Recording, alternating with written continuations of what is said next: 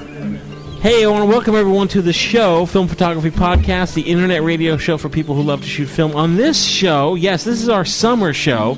What show? The last show before the big summer break. Yeah. So, this is a big show. What show? We're going to be talking about Minolta 600 SI, the Yashica FX 70. Other topics to be announced. Minolta ALF. Alf, check one Alf. And the Seagull 203, which Mark is trying to load right now. Loaded. I got the whole gang here to my left. Rebecca Riley, hello. Darren Riley, hello. Leslie Lazenby, hello. John P. Fideli, hello. Oh, hello. Dane Johnson, hello. How you doing? Mark Dalzell, hello. Also, how you doing? And my name is Michael Rosso, Film Photography Podcast. This is our mid-year spectacular. We'll be right back. If all automatic SLR cameras look the same to you, look again. This is the Minolta XG1. So advanced, a mere touch brings the XG1 to life, showing you the automatic shutter speed setting. So automatic, it won't let you take an overexposed picture. Yet the XG1 is the most economical compact 35mm SLR Minolta makes. If you're as serious about photography as you are economy, this is the one. Now, we're going to be gone over the summer, but I do want folks to go to the archive, check out the older shows, to email us over the summer, podcast at filmphotographyproject.com, and also shoot your summer projects so that in the fall we can come back and you can, what I did on my summer vacation report. That'll be good. Yeah. Yep. A good essay contest. You send us some pictures Pitches. with a few paragraphs, and it's what I did on my summer vacation. What's a better way of putting it, Leslie? What I shot on my summer vacation. Well, thank you, Leslie. Who I shot on my Yeah, right. Your hunting trip. What I shot on my summer vacation. Awesome. We're looking forward to that. Nothing expensive. We're going to get right into it with some letters. I love hearing from folks. And here's Mark. He's proactively getting up to get a letter. He's just A, pulling B, his, C. Is there a lot of caffeine in Mrs. Brown?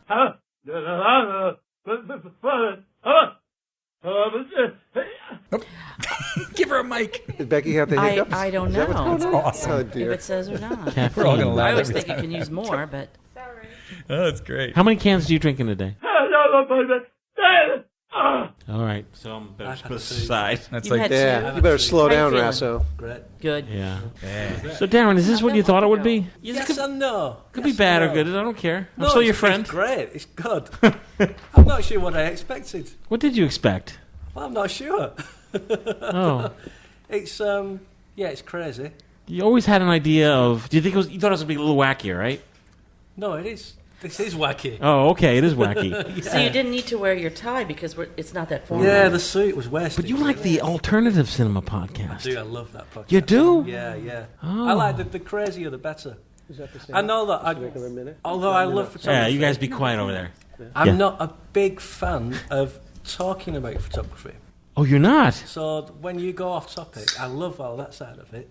You want to hear when we start talking about, like, some Sid Barrett gem that just got uncovered? Yeah, or just silly stories. Photography for me is just go out and shoot and don't worry about details. And so all the stuff you need to learn, I sort of learned what I felt I needed to know and then try to forget it all Okay. and just go and have fun. Cool. You pick up tidbits from the show? Yeah, little bits here and there, yeah. But yeah. you're saying you just most likely... You just like to hear us talk? Yeah. Oh! Yeah. Especially you, Mike. We all love to hear you talk. Oh, thank you very Sounds much. Well, it your sounds voice. sadder when you say it that way, but yeah. Yeah. And what do you think of these new guys? Well, they're okay. What can you do? Exactly. We They're not came. new We came all this anymore. way. He's got to let us. He's got. I know our mics aren't even on usually, so it's fine. Wait, this isn't a mic. This is a banana. Wait a second. No, it's one of those Says the new man who owns a banana music mics. shop. Hey. Paul. Mark, you have a letter. I gave you 20 Hey, I minutes do ago. have a letter. This letter's from Peter Sackett. How to pronounce your name? Sackett. Didn't we read that? We did. We did. I think it's a different letter from the same gent, maybe? Perhaps. Follow up. It could be the same letter. Perhaps it is. The letter is, okay, I guess I'm too dumb to listen to a few more podcasts before I ask you a question. I just learned from episode 77 that I can still buy film for my Minox B. Just not right now, according to the Blue Moon website. Any chance of discussing the Minolta Hymatic 9? I've got one of those too, but the shutter isn't working. Thanks, Peter in Melbourne, Australia. Oh, that's the guy where I butchered reread it. before. Peter. I guess the what's the film called? Hit film? Or, no, No, not No. that film. Minox. Minox. Hitman film. We just checked. Maybe it is it's- showing up on it- the it Blue is. Moon Yeah, site, there's so several Maybe check types. that. maybe it runs in batches. They might have just been I'm out for a very couple of days. sure Yeah. it does. Or maybe when you go to check out, it says sorry, not available. or Oh, something. that's Who a good knows? idea. Buy Let me dozens, hit see purchase. what happens. Yeah, buy some. And what about the Highmatic? His Split it. shutter's not working. How should he fix it, Mark? Oh, Yeah, Mark. Highmatic 9. That's one of those. Yeah. Get another one. So. eBay.com. Whoa. Yeah. I mean, I'm not 100% familiar with the Highmatic 9, but if that's one of the ones that has the like auto exposure, like a lot of the Himatics did, I actually have another camera that's sort of similar to it, where like the aperture blades have actually. I believe what happened is the bluing has rubbed off on the blades, and there's just a tiny spot of rust that's holding them. So the camera seems like it works fine, but the shutter won't actually open just because. And if you Such a flood shame. it with naphtha, it'll work for 5 minutes, but as soon as it dries out, it seizes up again. And so, unfortunately, it's just not worth trying to dig into. And so, for Tell him what the camera was. that one, actually, that camera is a Yashica half 17, which is a really cool camera. 1.7 halves. half frame, Such a 1.7. shame. Whoa. It's such a cool camera, but unfortunately, it's just shot. And I've seen other ones that are similar to that have that sort of auto exposure type setting, like the Himatics do. I've got a Highmatic ALF in front of me that I'm using that has a similar problem too. Hi, Matic. Hey guys, I just got a message before that. Matt Marash is going to stop by. Oh, is that right? He's on the road doing workshops. Oh, And- great. whoa! Hey. Hey. Speak of the devil. Hey, take a seat. Wow. Perfect I timing. Matt. I We were appreciate just you talking calling. about you. Matt took some time out. He was on the rickety road on his way to a workshop, and he's here to fill us in of what's going on with workshops. And then I'm going to, hound him with some questions like, Why take a workshop? That's a good question, Mike. First of all, how was your trip? Yeah. Always a great one. I just summertime. I'm out on the road all the time. Just 5-6 hours. You love 8-9 driving, hours. don't you? When I'm into it, Yeah. And now it's just sunny, bright. Stop at Sheets? Sheets, of course. Oh, best Excellent. place. So Sheets is like this What is Midwest chain of gas stations. Oh. You can just like get all the things. It's like Everything, even there's pizza. there's a fast food restaurant there. They'll make you pizza. They make you whatever you want. Wow. They have custom milkshakes. Most people just use the You get a little bathrooms. coffee shop in Henrik there. loves Candy? the fries Like there. Of candy course in they. jars? Of course they. No, they're not in the jars, but they Just have. in bag candy. Yeah. Okay. Give us an update. What's going on with you, your website? What are workshops that you're involved with? What can you turn our listeners on to? Sure. Well, as you know, I've been shooting the X-ray film for about 2 years now. Really getting proficient in that, finding little projects here and there that work well with it. And on my way back home, I'm going to get the darkroom clean, get it ready. I'm doing an X-ray film workshop, just an introduction to X-ray film. I'm also going to be offering one in the fall. And there's a bunch of local folks that want to get into shooting with X-ray film because, as you know, it's like the budget intro to large format. You can load it under the safe light, develop by inspection, really figure out what you're doing, kind of hone your craft, and then waste $5-6 a sheet on film. John, develop by inspection means you could watch it in the tray as it develops Oh, no with kidding. a red light on. Ah, like they do in the movies. Yeah. Exactly. It's, Like an SSI. Like an SSI. So Right. it's just a very neat process. There's some quirks to it, and that's why I always suggest if you don't know what you're doing, just watch somebody else that's been making the egregious errors for long enough, and that's what makes a workshop worth it. So Yeah. for any process that you're unfamiliar with, the reason you would want to go to a workshop or pay somebody else to show you what to do with it, it isn't just because it's like the in-person version of a YouTube video you could watch. It's because there's a lot of hands-on experience that's required. There's a lot of these small quirks, mistakes that can be made, and basically what you're paying for when you pay for workshop is that person's knowledge, the amount, what they've gained over years and years of doing a certain process, or just hours and hours in the darkroom learning this works, that doesn't work, and just the ins and outs of it. And you're paying so that you can go right back and start doing it and not make those mistakes and not waste a bunch of time, money, and effort. And that's why a workshop's always a really good Because idea. it's nice to have a professional standing over your shoulder or someone who's proficient in the process you're working on. Exactly. And make your mistakes. So right away off the bat, you can get that Get those. Get those out of the quirks way, out of the and you'll be more confident when you go home to your own darkroom that you're familiar with, and you have all the tools and the knowledge to really hit the ground running with the process. So I offer the X-ray film because I feel I'm at a point. I've burned nearly 1,000 sheets of X-ray film. Wow. Through my That's camera. a lot of sheets. Yeah, a lot of wasted ones Holy in there. sheet! But there's a lot of learning that's going on, and you can make it a very, very nice looking film for everyday shooting. And so I offer that to folks. We've got one coming up in the fall. I always offer on top of that one-on-one darkroom workshops. So this is more for like getting started in the black and white darkroom. A lot of people want to start developing their own black and white at home. John, Yes. interested in that. Printing. There's a lot of interest in printing lately. So we do simple things like make contact sheets, go over the anatomy of the enlarger, enlarge a couple images, and do some finished prints. Differences between RC paper and fiber paper. So a lot of this stuff is just you're paying for facilities, hands-on use. All the chemicals are there. The equipment's there. All you have to do is go in, shoot, and you come out with not a body of work, but enough work that you're confident to go home and continue the same thing. Right. So a lot of learning goes on there. The one-on-one workshops are just kind of like a little hourly thing. You set that up ahead of time. So if you go to my website, mattmirage.com, there's a little workshops tab, and it just pulls down with all the things I offer. But if you're ever in the Midwest, pay a visit. We always get our chemistry and supplies from Leslie down at Imagine That. Imagine that. Yeah. Imagine that. We always make it a good time. But if someone does not live in the Midwest, your workshops, I'm guessing, are reasonable enough that people could travel. Exactly. Yeah, I have had people travel as far as New England to come and learn the different processes. So, or if someone wants to come from a faraway land to spend time in Finlay. Oh wow! Globally speaking, why should someone take a workshop? Not just me, but you should take a workshop because you not just because you may look up to that photographer. You kind of need to respect their work, respect their expertise in a certain area. You see them as someone that you could learn something from. You have to kind of know if they're a good teacher, because if they're not, they're not someone you can learn from. Yeah. It might not be worth it. They might be an excellent photographer. There are photographers, there are teachers. They're not the same most of the time. Wow, people could write to you at is it Matt at filmphotographyproject.com? Yeah, it's Matt at filmphotographyproject.com. One T. You can also go to my regular email, matt.mirage@gmail.com, or you can just go to the website, mattmirage.com. It's MATMARRASH. Correct. Ooh, we got it right. Yeah. I'm so One proud. T and Matt. People will be like, The Google. will be eluding them. Like, what? Well, no, if you type Matt with one T, two T's, and any from any way you could spell my last name, I still come up to the top because it's a very few people have the name. The Google. Matt, and you want to stick around? No, I got to hit the road, guys. Gotta hit the road. Big plug for Matt before he goes.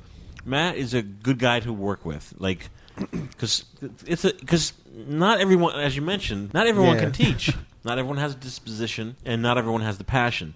So the idea of coming to Finlay, Ohio, and having Matt instruct you, whatever it may be, because if people wanted to shoot large format, they could email you and set up their own personalized. Like whatever their subject matter is. Exactly. That's why it doesn't I have offer to be X-ray film. That's why I offer the one-on-one workshops, and it works around your schedule because I work around your schedule. Right. And if you only have 3-4 hours to commit, we're not going to get all the things done, but we can get a few key things done. You can bring your camera, bring your questions, bring everything, and we'll work you through it. Right. All right. Well, very good. I wish you could stay, Matt. Yeah. I wish I could too. On your way out, can you ask that rowdy crew out in the green room area to come back in? I certainly will. All right, well, I'll see you Matt. guys. All right, Matt. Good to see you. Canon is proud to be the official 35mm camera of the 1984 Olympics. Like gold medalist Jennifer Chandler, it takes precision to perform at this level. Here, the Canon AE1 program performs, capturing Chandler's high-diving artistry through Canon's high technology. And it's so simple, you'll flip for it. Canon's AE1 program, so advanced, it's simple. Enter the Canon Olympic Go for Gold contest. You could win this exciting 84 Pontiac Trans Am.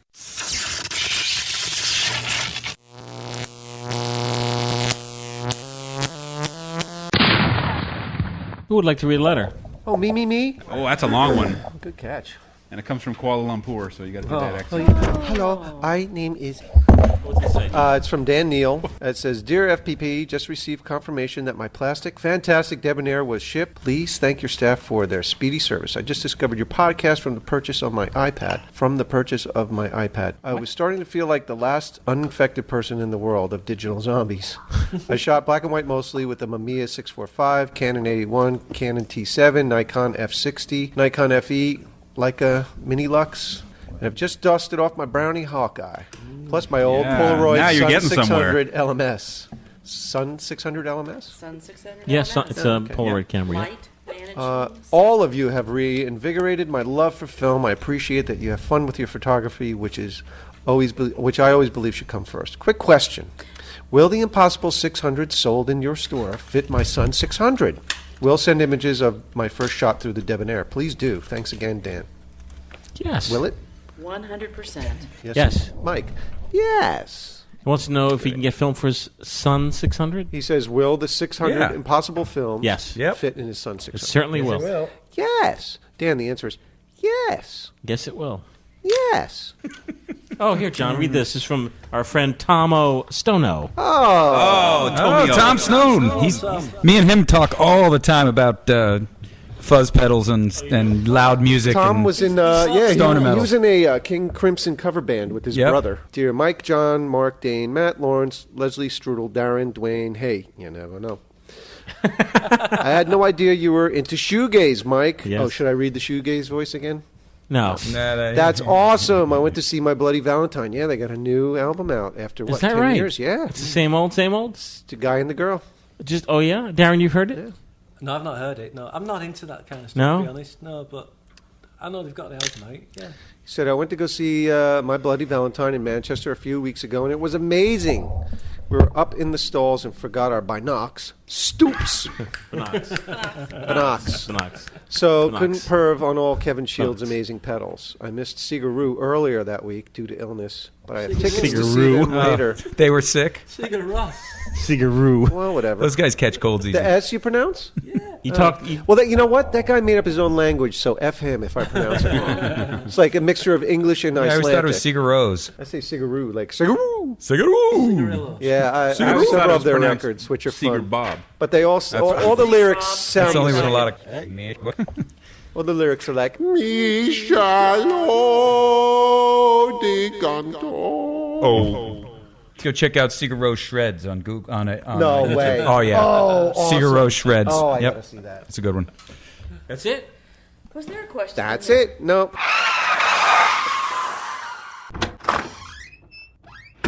Oh, my God. Today's like a free-for-all.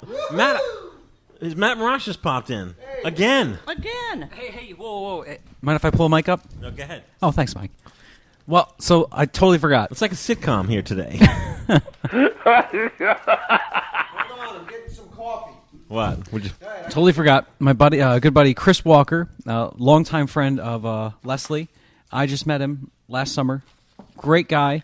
He's doing a really awesome project. He's been working on it for, get this, 25 years on the same project. One camera, one film, one subject matter. What is the gentleman's name? Chris Walker. Wow. 8x10 shooter. Right. Really great guy. Where's he residing now, Leslie? Baltimore, Maryland. Baltimore, Maryland. He's working out of there. He's traditionally from Loyola. he's traditionally from the Midwest. Yes, he's always from, goes back. around Port Huron, Michigan, that area. His project 6 nights a year. 6 nights a year. He's been photographing mostly youths, right? Mostly youths, yeah. Yeah, from youths. the county fairs. Very classic event Very in the Midwest. very interesting kind of twilight portraiture. And right now he's on the Indiegogo trying to raise some fundage for a documentary covering his project, working with some of the last Kodak T-Max films shooting that project. So if you type in Chris Walker Indiegogo in Google, yes, will it come up? That's the easiest way to get to it. you'll find him. And In the Google. the name of the project is Rural Transitions: A Photographer Shoots the Last Sheets of Kodak Film. Sheets. The Google. This is raising money to make a documentary. Mm-hmm. What is their goal? $8,000. $8,000. They already got $1,000 out of the way.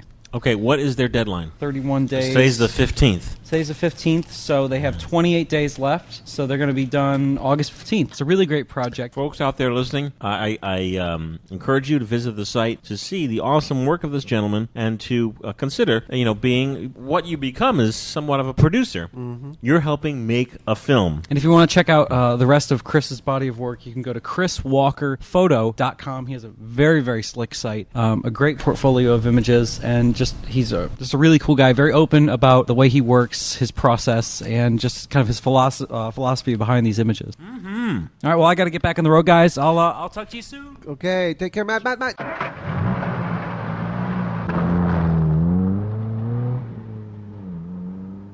Bye.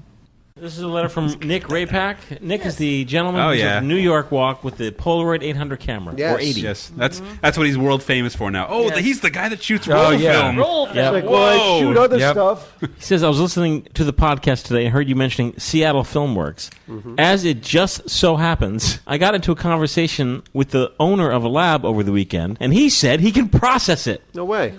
I had my doubts, but he insisted he could do it, even after the Remjet backing was mentioned. If you would like to contact him, you can reach him by phone at, as John was saying, 555-555-555. No, it's called Best Photo Tech at AOL.com. It's called Best Photo, Cherry Hill, New Jersey. Leslie, what do you have to say? Cherry Hill. It's close by. I know if you accidentally ran a roll of that Seattle through your standard C41 in a lab situation. Oh, I know. You got fired. Really? Yes. Yeah. Why? What would happen? That Remjet came off. That was like tar. Oh, You dumped all really? your chemistry. Oh, dear. Oh, yes. So, What do you get processed? It's just blank film after C41? That's It's what I not did. C41 film, right? C41. I stripped It's one movie film. blank when It's I the tried. original It's the movie film. movie film with the Remjet that turns to tar. So, do you think that screwed up our chemicals? No. It seemed to still work for a little while, but maybe it's more of a machine. It's not a Well, machine. but I didn't. I mean, it didn't turn our chemicals black though. So I don't No, know. it's, They were already black. Yeah. Yeah. Well, not only- we really push our The film's chemicals also hard. very old. Yes, it is. So you're dealing with, 80s? Yeah. 80s and early 90s. Yeah, 90s. I think I got a couple of rolls kicking around. So you're dealing with an image that's not going to be great to begin with. I just elect not to shoot it. I just don't think it's that much fun. There's plenty of other film out there. Yeah. Exactly. There are but you people, never though, know. It's Queen film. shooting discourage fun people. cameras. I mean, there are people out there who just like to shoot it because it's something different. What So does I that can mean? see somebody Queen wanting to film? try. Yeah. Put it on the shelf and let it look pretty. Oh. Yeah. Queen film. Queen film. You could Film camera. Yeah. You Put could it on the shelf, let it Shelf, look pretty. Awesome. shelf film. It's you just could process it as black and white. You could. Cafenol it. Yeah. Have you done even that with yet? the Will- Ramjet. Will the Ramjet come off like Polaroid yeah. 35? Yeah, it's... Well, if you're shooting Seattle Filmworks, and you want to check it out, go to Best Photo in Cherry Hill, New Jersey. You can Google that. The Google. Or there's a phone number here,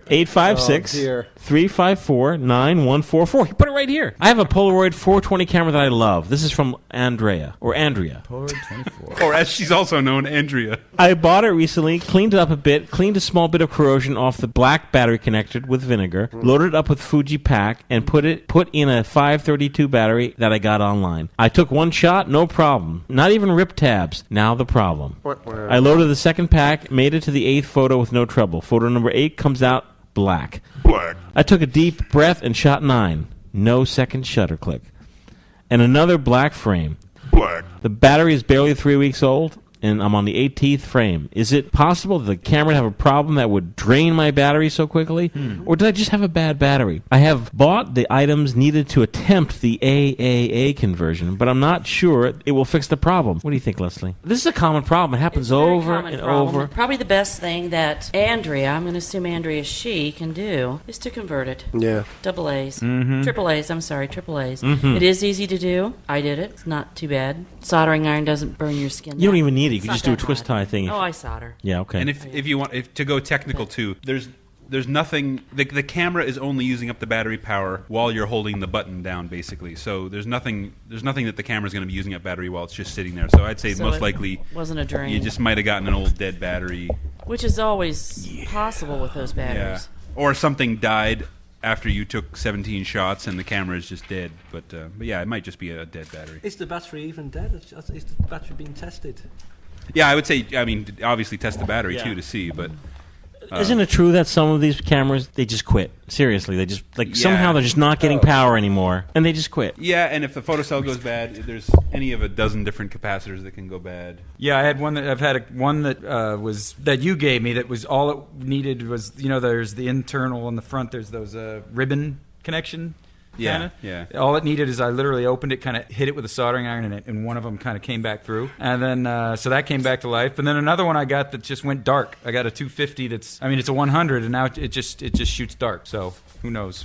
Yeah, there's so many little pieces in there, and if you read the service manual, there's all different things that say, oh, if it does this and this, and if it does that and that, and the one that says if it just shoots black, there's a list of about 20 different things that it could have, it could be, and most of the time it's not worth it, unless you have something particularly valuable, unless you have a 180 or a 195 or a 250 and plenty of time on your hands. It's not really worth getting in to fix a 420 or a 104 or whatever, unfortunately. Sorry, no offense to the 104 lovers. John's leaving. They're 50 years old. Yeah, exactly. And they weren't. Nobody cares. The highest. They weren't Leicas when they were built Take in your the first mug. place. I got my mug. John's leaving. I gotta go. Can you say it properly? Jordan, I gotta go. One more, John. One more. Come on. Mike, I gotta go. I told you. John, we'll see you tomorrow. Yes, tomorrow. See you later. Okay. Who's this from, Darren? This is from John Smith. Really? Oh, did he bring the big plates of gold with the writing on it? It says, how do you pronounce your name? And he's put, seriously? The guy, Flick a name, Wiz Owl. His name, Jim. No, I don't know that. You guys know Wiz Owl? Okay, so Mark doesn't even have a mic. He doesn't need one. He doesn't need one. I'll bring it in if I need it. Okay. So he's saying, hi guys, about the time my interest in film was resurrected, I ran across the I Still Shoot Film blog and was eventually inspired by Rachel to start my own blog, which I called I Still Shoot Film 2, also. Awesome. Indeed. In honour of the great help her blog was to me and many others, I'm sure. I used a blog to chronicle my photographic adventures and experiences and hopefully help others in the process. After over 30 years as an Olympian, OM1 fan, Yes. there you go. Yes. Oh. Yes. In 2009, I joined my wife as a Pentaxian. Is that an alien species? Pentaxian, from the planet Pentaxion. Mainly because of the bountiful supply of excellent used equipment, which is similar in many respects to the Olympus equipment I was used to, and almost all of it is fully interchangeable, even the digital stuff. Anyway, keep up the good work, and if you get a chance, maybe you could dedicate a shoe to 110 cameras. Yes. I never shot Sure. 110 ever, and I'm very interested in what is available besides cheap plastic crappy bar cameras. Oh. Got a lot of cameras for you. Yes. Posh cameras. I've been looking into the Pentax 110 and might spring for one if I can find a deal. But are there any other quality 110 cameras out there? That's from John. Leslie, what are some quality Minolta? There are two Minoltas. Yes. The Minolta 110 SLR. Yes. The Minolta Mark IV. Mark II. Mark II. Yeah. They're both almost identically. Yep, one's pancake, one's not, right? Yeah, one looks like a pancake, one looks more like an SLR. I find it hard to focus myself. Very hard to focus. Small view. Well, the prism is just, where you're lining up. If you don't look, when you're looking through the camera and you move this way or this way, you have to look directly through it. Yeah.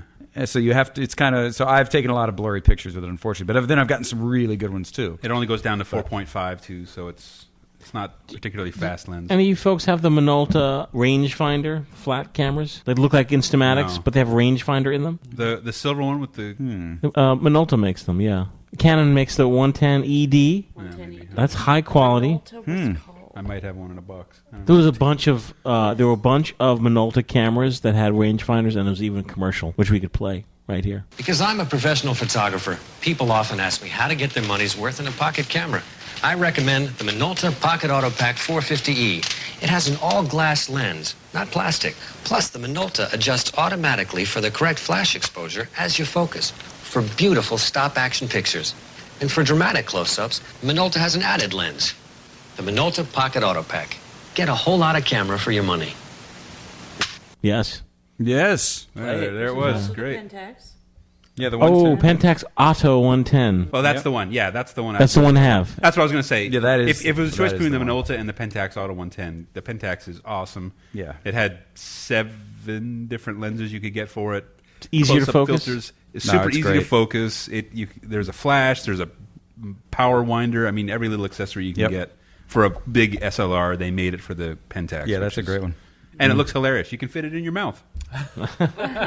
As we've seen. Yeah. Darren and Beck, you've been dabbling with 110? A little bit, yeah. Just on plastic cameras, though. Okay. Nothing posh. It's fun, because I first used the Holga 110 at the London meetup last year. Wasn't expecting much, because I was using 100 speed film, and it was pretty great. You liked it? Yeah, it worked. You shot. Well, you were probably expecting nothing, too. Yeah, a lot of times with those, it just seems like nothing's happening, because it's just a little play, and like, click, you're like, did anything happen? And then when you get your pictures back, and you got some great shots, especially outside, but you can squeeze an image at us. A lot of those. I've had a lot of fun with the Lomo fisheye, the 110. Yeah. That one's just cool because you got cargo pants or whatever. You can put it on your keys or whatever, and you can actually, when you go out, it's got B setting, so bulb. Yeah, that's right. So you can always, even if you're in a dark club, if you get it on a surface. I've gotten some cool shots, just somehow getting it steady as you can, and just hold it open for like 5 seconds. That's right. And it's fun to experiment with because it's all blown out and everything. Yeah. So, yeah.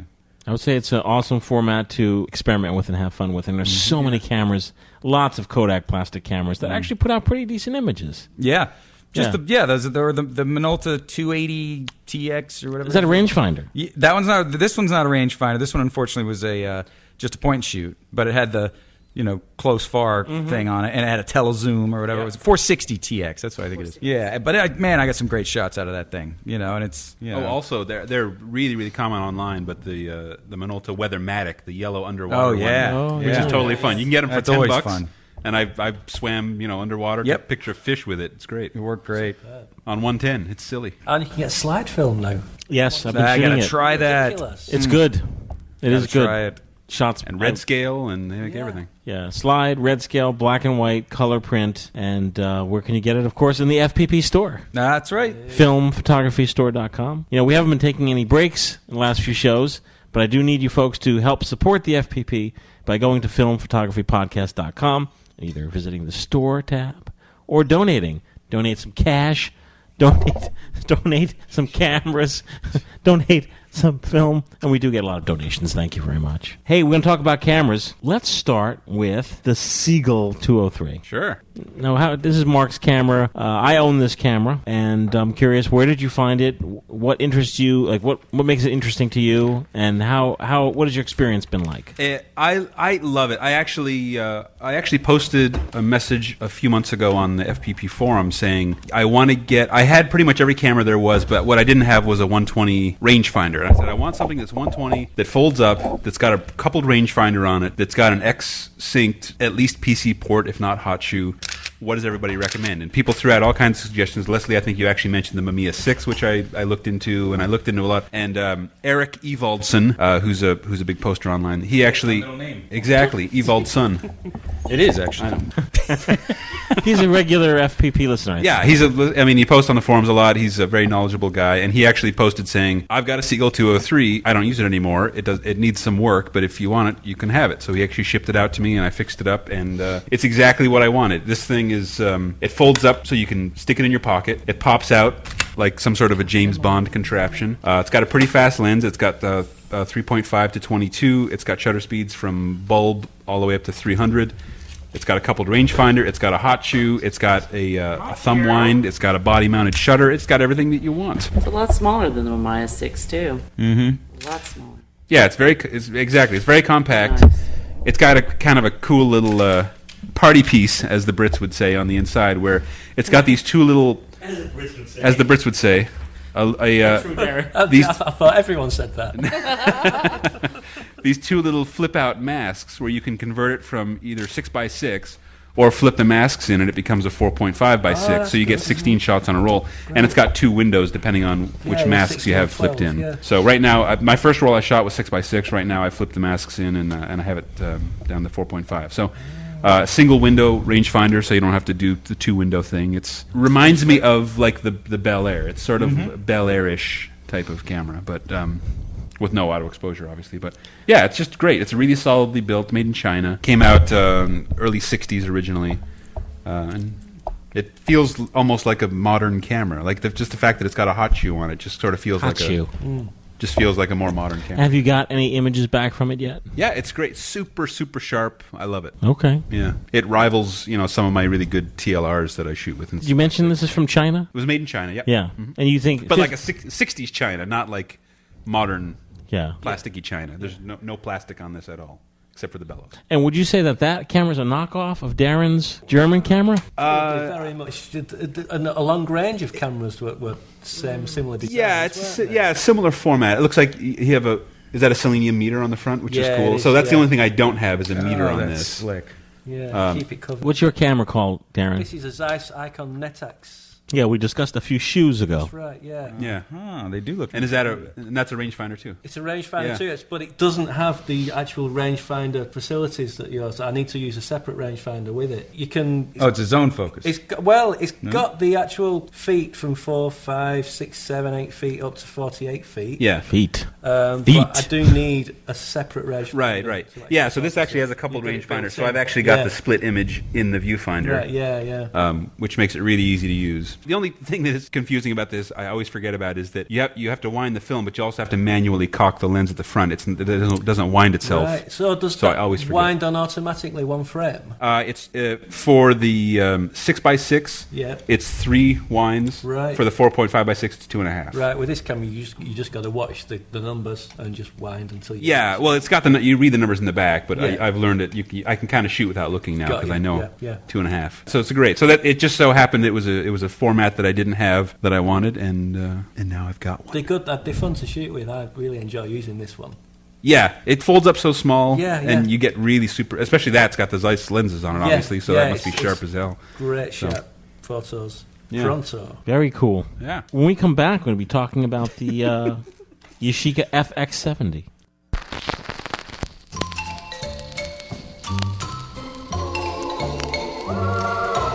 Hey, John. Hey, Mike. I'm very excited to do a quick barrel through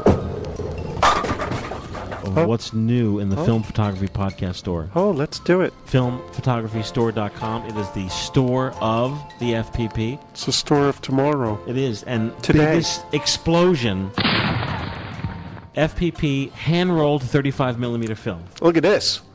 Oh, my God. John has in his hand a 400-foot roll. Remember when we were students? Yeah, shooting movies. Remember the thrill of shooting movies? Amazing. Running to, to New York, to Kodak on 33rd Street. Do you remember? Yes, I do. By the post office? Vividly. Professor Tarbox would be like, it's by the post office.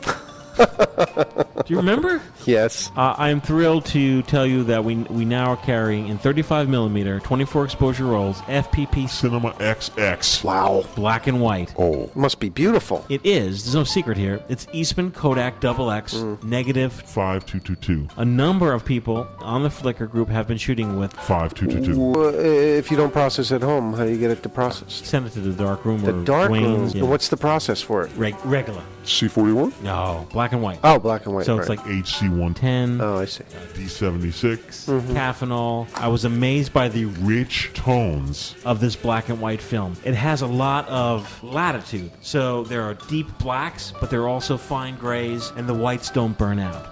Really? That's Yes. special. And I'm sure, John, you would like a few rolls of this. Yes. It's amazing, and I can tell you the smell, the feel of holding film, and the thrill of you out there shooting Eastman Kodak XX 5222. There are a growing number of still shooters using motion picture films, especially Eastman XX, as it can be developed in traditional black and white chemistry and has no REM jet. There's no cookie layer or anything weird about it. According to Project XX Online, this film Has been used on such films as Schindler's List, Memento, Kafka, and the opening sequence of Casino Royale. Really? Yeah. So you could load this film in your 35mm still camera and shoot away. The history behind it.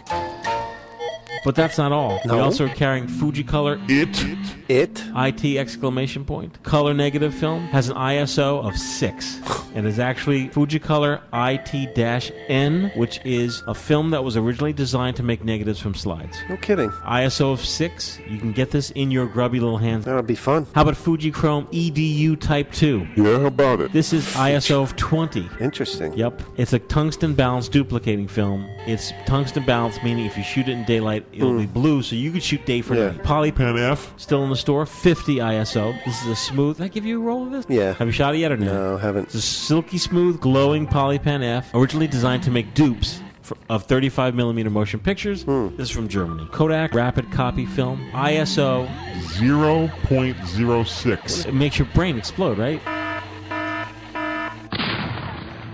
Incredible, right? That would be fun. Shoot some ocean waves with that stuff.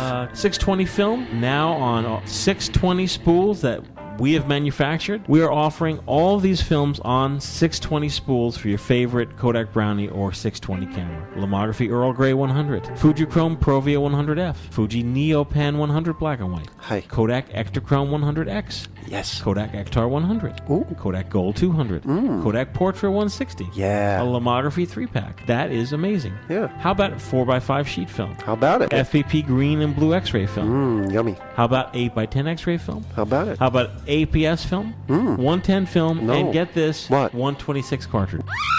This is news. Do you hear the ticker tape? I hear it. I'm excited. Yeah. That's actually the sound of my brain percolating. And all this is in the store for you, the person out there listening. Go to it. The selection is unbelievable. Your brain, your Go head's out. probably spinning. You probably will be talking about this on the show. What show? I'll talk to you soon. All right, bye. FilmPhotographyStore.com. Hey, we're back. Yashica FX 70. Is that your camera, Dane? That is my camera. It's an 80s when all the auto stuff was getting hot. Like when it reminds me of the Pentax. What's the SE ME Auto one? There's a Pentax one. It's one of those when they started coming out with just it's got off, auto, X and B. So it's all aperture priority. It's just press the button. Yep. But you still have to. It's like in a way it's like a Pentax where you have to aperture priority. So like you an have ME. To, yeah, the ME is exactly what it reminds me. And even the body's a little smaller. Where did you get that? I got this one. Mark got a big bunch of dirty, literally a box of the dirtiest cameras you ever saw, and it's light and it had a 1.7. So I was like, yeah. I was like, this will be fine. And I took this on vacation last summer, and it was out. We were at the beach and everything. And no, it's a great camera. It's got the whole, what do you call that thing where you can add you can hold the exposure where I can take something. Depth of field preview. No, yeah, exposure locks. I was like, why don't all cameras have that? It's surprising how few cameras have it because I use it all the time. This is it holds your exposure. Yeah. So I was like, that's called FX 70. FX 70. What type of mount? It's Yashica's own, unfortunately. So luckily I'd bought another Yashica, which was the one of these FX Auto things, and its curtain was crinkled, which crinkled. Nothing you can do from there. Once you get your shorts twisted, you ain't straightening them out. Put your panties in a knot. That's it, exactly. And it's really cool that you strip the leather off of it, except where the leather was is actually a beautiful black powder-coated body. Yeah. So it has this very kind of cool industrial How dirty was this camera? You say it was dirty. It was like because it had this awful fake suede. Okay. And the fake suede had gotten gummy and you just coming off. You'd go to take a picture and you'd leave a black mark on your nose, just trying to take a picture. It was like a fuzzy black mark. So I just went in and just got it all off with some whatever that was, paint thinner or whatever. And you got the bondage strap on it. Yeah, that's very nice. So if you, so you wouldn't say to someone go seek it out, but if you find it in a box, it's fun to shoot with. Yeah, I wouldn't rank it above like a Pentax ME or any kind of other auto type. It's limited. The shutter speed it changes by itself. Yeah, like if you put it in, if you put a flash on, how does it lock at 60th? I got to set it to X. Oh, even though it has some extra pin there for some kind of in the hot shoe, so it would have had to have a Yashica. It might light up in the viewfinder when your flash is charged or something. Yeah, that's what the old Minolta Gotcha. did. So now this portion of the shoe, we're going to be talking Minolta, which I don't know, always seems to put a smile on Mark's face. Leslie too. Minolta. You guys, Minoltas. You guys really love Minolta. I love I Minolta. smile a little more with Olympus, but I use Minolta a lot. I don't get Olympus. It's weird. You like Minolta as well? He doesn't like the name Olympus. I don't like the word Olympus. It's all gross. What's with that O at the beginning? It's like it's looking at you. Let's talk about the Minolta. What's this? ALF. Who has the ALF? I got the ALF. You do? No, ALF's down there. You have the 600 SI. I have the 600 We're going to talk SI. about that last. Yeah. Cult camera. Is that right? Ooh. Now that we're going to get back to it, but the whole I series is a special series. What is the 9Ti? When we did the show on that, people were commenting on certain threads. I mean, they want one. They want one. Yeah. Of course they do. Yeah. There's only 1,000 of them. Who wouldn't? Mr. Brown, after the Cafes. Mark has an ALF. Oh, you're the ALF guy. I'm the ALF guy. What is it? It's this fuzzy little alien. Eats cats. Yeah, that's me, John Link. Yes. No, the ALF. This is a rangefinder. Late 60s, nice metal rangefinder. To put it in terms you would follow, it's kind of cute. It's like Canon QL type of thing. Oh, Canon QL, yes. So now you're with me. So it has a CDS meter inside the ring on the front. It's got a 2.7 lens, so it's not the world's best, but pretty quick. But it is a true rangefinder. It's got a nice hot shoe on it. Has a really good feel to it. I really like this camera. I kind of pulled it out to shoot with, thinking, it's another one of those kind of late 60s tinny feeling rangefinders, but. Well, you're a tough case because you have so many cameras, and you have those ones I always notice I like this one, and then the rest you're like, that's crap. Some of them when you go to shoot with them, and they just have a weird tinny feel, and I don't like the shutter button, and I don't like the wind, and that it's true. I have so many cameras that I can say, I'm never using that one again. Yeah, I don't like the. And then I swoop Canon in. QL25. Why would I bother? On the front. I'm not using it. No, he's looking at me. I don't like that name. I don't even have any Olympuses. Exactly. But this one actually, and even though I am a Minolta guy, as everyone knows, I kind of went into this one thinking, whatever, it's not going to do anything. But it actually has a really cool, unique feel. The wind feels really good. The shutter button feels really good. Everything is metal. There's it doesn't have like a plastic thumb wind on it, and some kind of automatic aperture with shutter priority, so I can set. It's not the widest range of shutter speeds, but I can go from 30th to 500th, and then it's got a flash setting, which does change the shutter speed at that point. But you set your film speed, which is better than the pen that I talked about last time. This at least goes from 25 up to 500, which is kind of an odd ASA to go up to. Is that right? So you can shoot 400 films. There's no 800. No, it goes up to 500. That's unusual. A lot of older cameras have up to 800. Yeah, it's kind of strange that way. It's a good, like I said, a good solid camera. The rangefinder's nice and clear on it. It's got which is always a bonus. Again, like the Canon QLs, it's got the meter in the viewfinder. So as I'm looking through it, if I do a half press, it locks. It shows me what the aperture is going to be, and it locks it there. So then I can. You can lock it around. Does it do the thing if it's under? It won't let you shoot. No, unlike the QLs, it'll let you shoot no matter what. It's just telling you, it's not going to work. I thought mine was broken. I'm like, it doesn't work. Oh, it's just dark in here. Duh. it's actually smarter than me. So yeah, but no, it's a really really good feeling camera. So I really like it. So very nice. Have you gotten any of your photos back yet? I did actually. I shot one roll through it. When I got it, the aperture, which is also the shutter blades, were kind of seized up on it. So I naphthed it.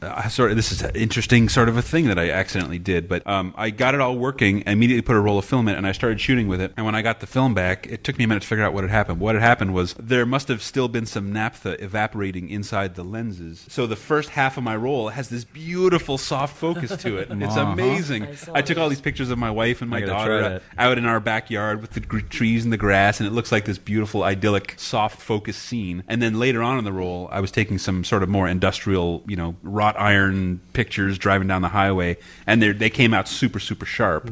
So, and also underexposed, because at that point, after the naphtha had all dried, the aperture started to seize up again. But so I got this interesting combination of perfectly exposed soft and underexposed sharp. Now, could you repeat? Micro Four Thirds do that. Can you repeat the error to get the same? If you wanted to. Well, I'm going to have to, because now the aperture blades have seized up again, so I have to get in there and get some more naphtha in. Hopefully, after I flood it a couple more times. We probably need another can of that at the studio, don't we? I only bought a gallon. And what is it called? What is that?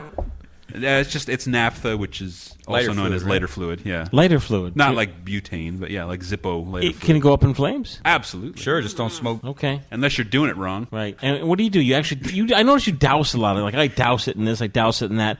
I mean, I just go to deox something, and I spray too much, and it goes in the viewfinder. Like you seem to have a lot of luck. Well, I mean, there are certain chemicals that you can and can't use when you're cleaning out a camera. When you're cleaning out one of these old all-metal cameras where you don't have to worry about any kind of rubbers or plastics or whatever, naphtha is pretty much perfectly safe. It's not going to hurt anything. So you can really soak it, get it wet in there, make sure it gets into all the moving parts. Now, once it dries... soak like in a bowl. Once it dries, you're cool, or will you go to the beach with it and it'll burst into flames in your hands? Well, no, I mean, once the naphtha evaporates after a minute or two, and then it's not flammable anymore. But right. So you have to really get the match in there quick if you want it to explode. Yeah. Definitely don't use celluloid film. Bring it to a barbecue, and then go to the. He's like flipping steaks on the grill. Whoa!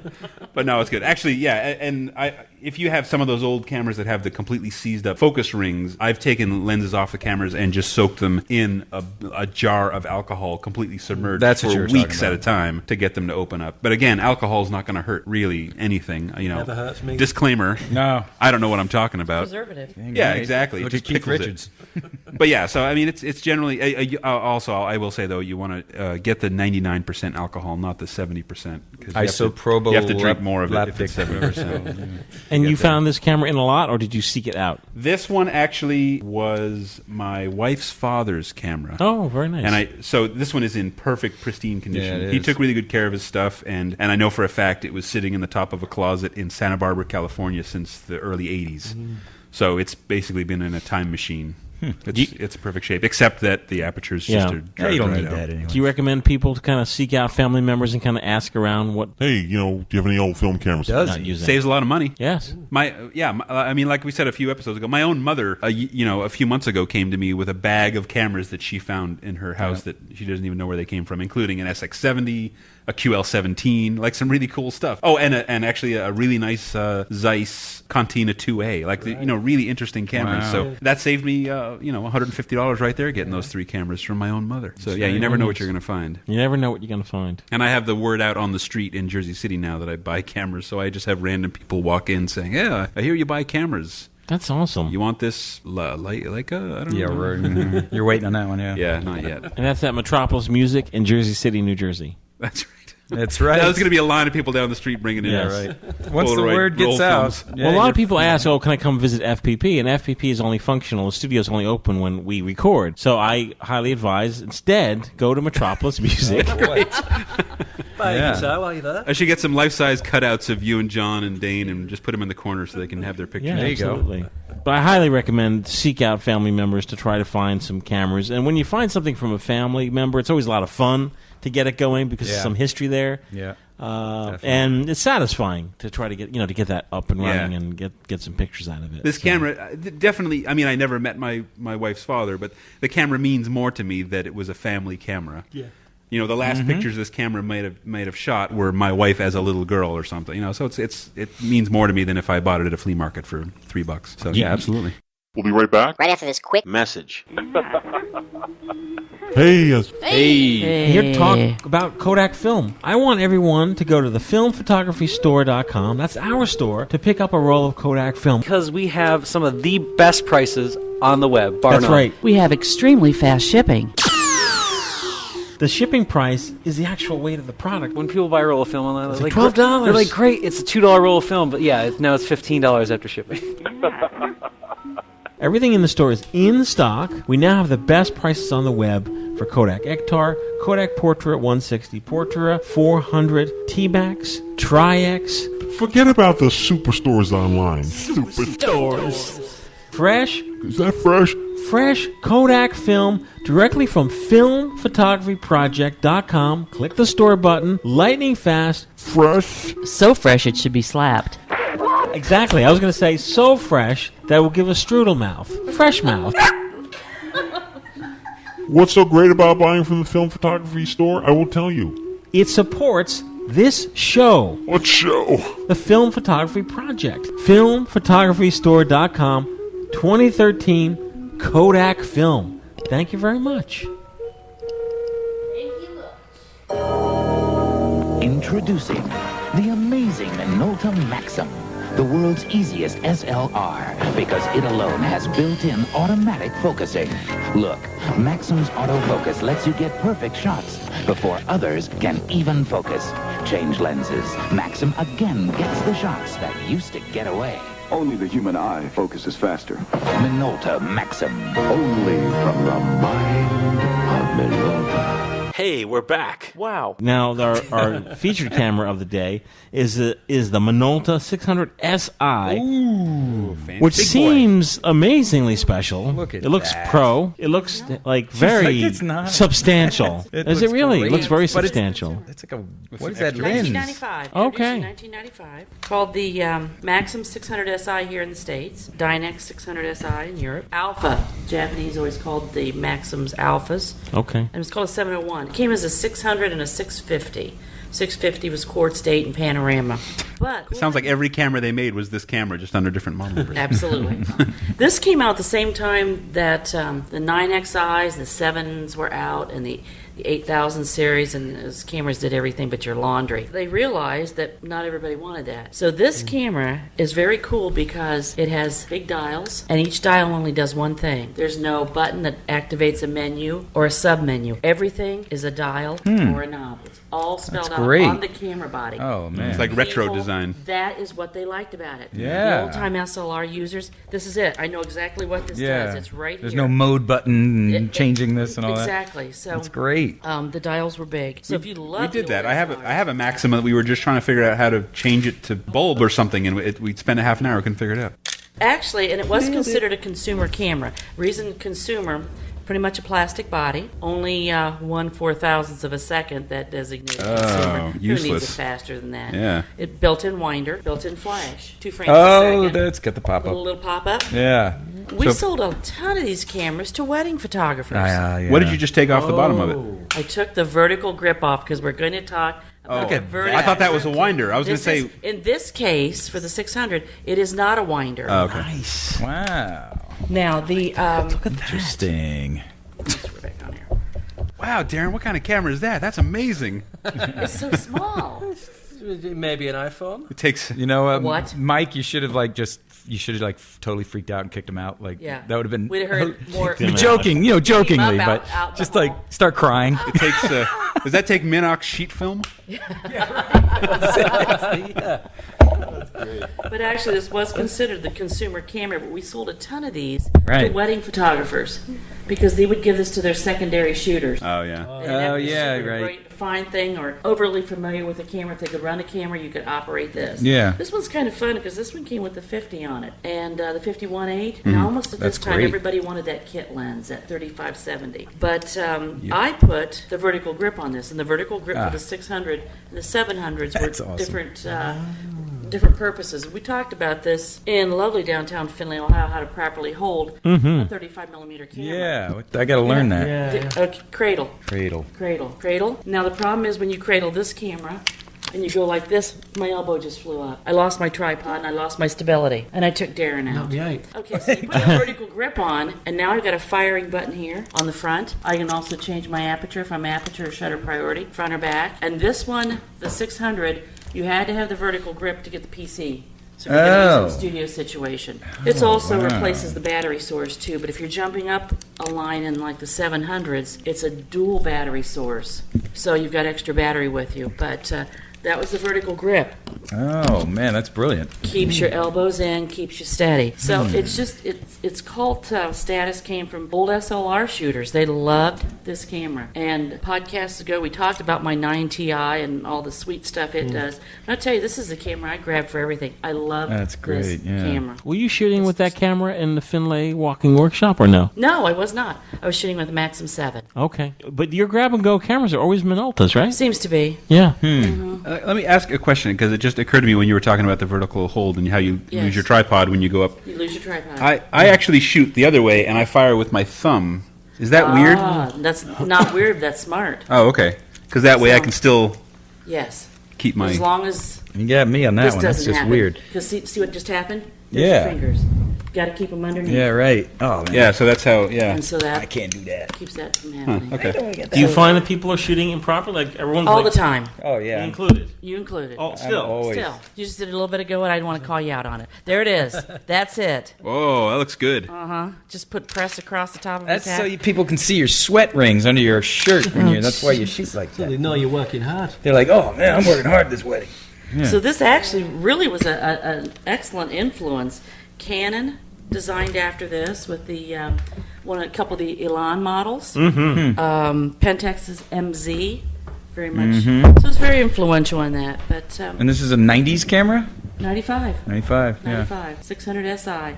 Fabulous little camera. Yeah. That's the 600 SI. Thank you, Leslie. Would you recommend? People seem to go excited over these. They do, but right now the vertical grips are bringing more than the bodies on the bay. Is that right? Yes. I think it may be my student camera that I start selling to students. Oh, really? Yeah, it's a little bit newer, a little bit more reliable than the OMG has been for me. So OMG. The OMG. The OM-G. So that is nice. Before we go, that's what I love about my Minolta SLRs is that they made those lenses for 40 years. It's so easy to find the lenses. Yes. Before we go, I have a camera going to loan, or you can keep it if you love it. It's a donated camera, and when I got it in, it just had Ding written all over it.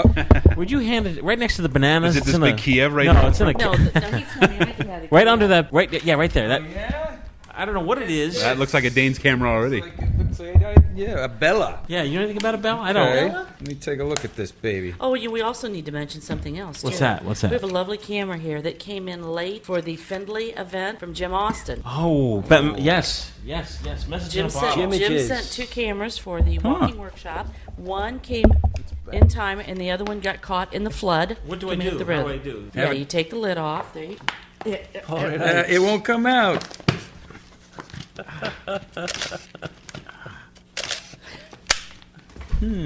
Do we know what's in here? We do not know what's in here. The other camera was, I believe, a Minolta 3XI. Do you have like little scissors? Controlled explosion. No. Here, I got some. What do you got something. I'm going to throw it over here. So I wanted to make sure and bring it Oh, since I it thought came late to get it back in the FPP studio. Ooh, nice. What is that, Dane? What do you got there? It is a BLLORA, Blora, Bella 44.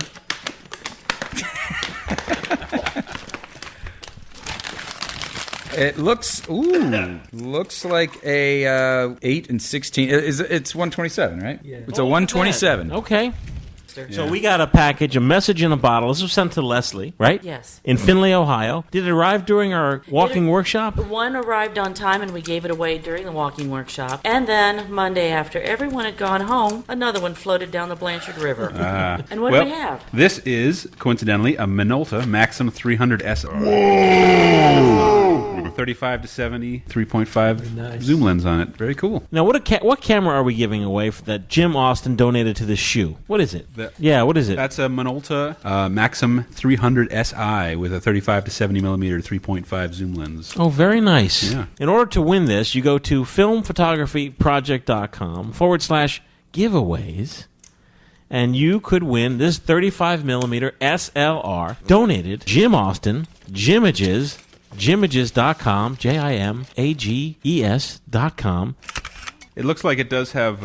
It has 5 different scenes you can select, and then it's got a program mode, and you can switch it from auto to manual focus. It is a Bella 44, and here's what we got. So it's a 127. Yep. So I just put 35 in it. Awesome. It looks like Iron Man. Yeah, right. It does. So what it's got is it's got 8 and 16 aperture, and then it's got its zone focus, so 1 meter to, and it's got feet. 4 feet to infinity, and then it's got bulb 50 for flash and 100. It's got a PC and a cold shoot. And it winds backwards. We're going to talk about 2 cameras while Mark's looking for the PC. This is a Maxxum 300 SI. It appears to be this is an all automatic. All automatic. There's no manual. No aperture priority. No shutter priority. But it does have strangely you can hit mode and go to close up. Man in front of a mountain. Yes. Flower. The man of the mountain. Guy running. Yes. Or guy in the dark with a star behind him. Yes. And also the headshots, so portrait mode. So portrait is very shallow depth of field. Yep. Throw the background out of focus. Of course, running guy, fast shutter speed. Man in front of the mountain. Lots of depth of field. Close-up mode. Well, I wonder if man in mountain will give you the flash and the long shutter. That is the star. Star. Star on the moon. Star on the It has a star on it. Yeah. Yeah, it's a man with a star. Mm-hmm. What about man in front of the mountain on a dark night? Oh, that doesn't happen. You can't see that far in the dark. Oh, you can go into manual focus. And this is a standard Minolta lens that fits on just about any... Maxxum. That's an AF mount lens or an A mount lens. It'll fit on a Maxxum. Any Maxxum, sure. Or Sony Digital. Would you call this a starter camera? Definitely. Almost a point and shoot. But we'll take pretty snappy pictures. Snap. And you could win this at filmphotographyproject.com/giveaways. Comes with a roll of film. And a brand new battery.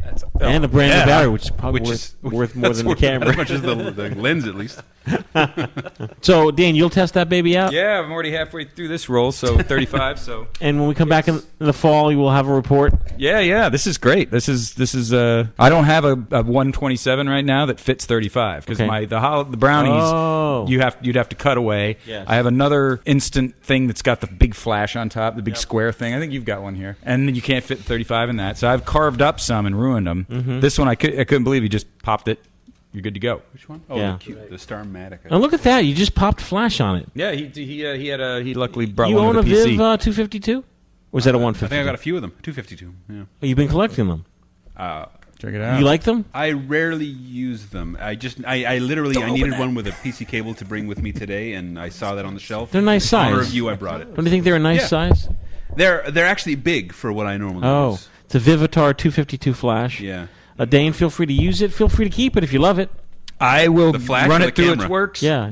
He's like, do you think that you will try 127 film in it or nah? We do have some I have some 127 paper in the fridge that I am planning to roll some 35 on it, but I think you have some 127. I have a spool of 127. 46 millimeter. Yeah, 46. Oh yeah, so I might just try that because it is a classic square. Yeah. Look. Yeah, I love that. All right, well, good. Goodbye, everybody. Bye. Maybe see you later soon-ish. Hey, what kind of food?